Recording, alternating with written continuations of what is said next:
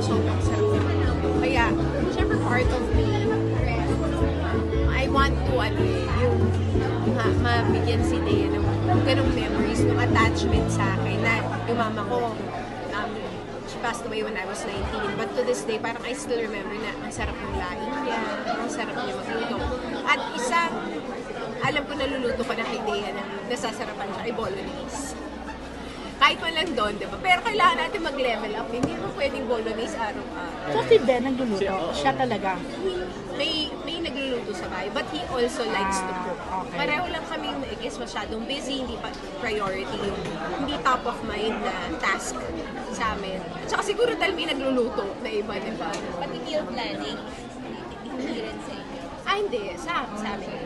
Meal planning. Kami, alam mo, sa Instagram ngayon, marami kang makikita. Dati kailangan mo ng mga libro eh. Ngayon, bilis, share mo lang. Mag-google ka lang yan. Tsaka kadalasan naman, ordinaryong Filipino food na napaka-hearty. Sinigang, this weekend parang pinakbet, may chicken inasal.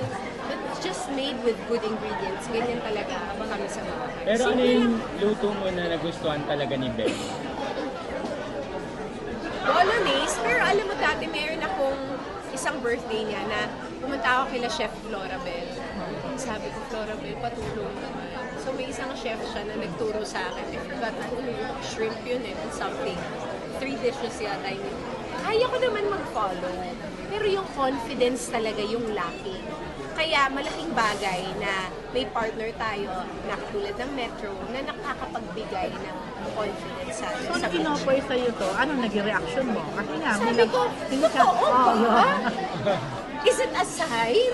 Oo, yun na. Na pinagluluto ka na. Pinagluluto ako ng Panginoon. Ang clear ng sign. Okay. Go. Thank you, Lord. Siyempre, unang-una, thank you that the brand is trusting you. Sabi ko nga, talaga, ang sakto.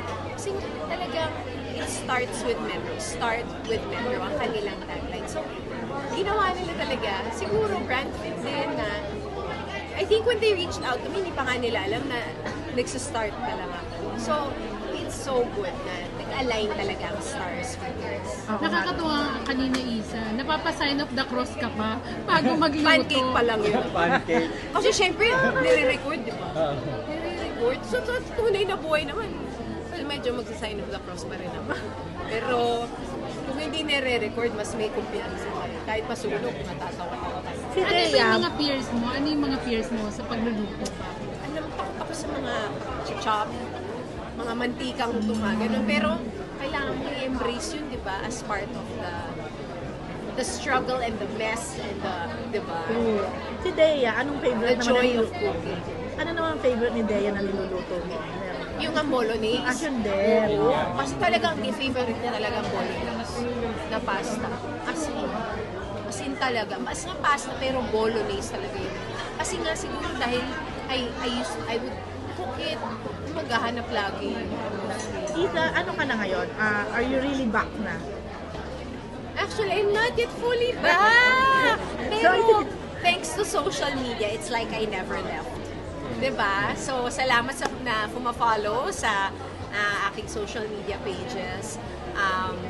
But, yun, so, here and there, I take on projects. But, I guess family first muna talaga tayo ngayon. And, nagpapasalamat nga ako, patuloy pa rin ang ating mga trabaho.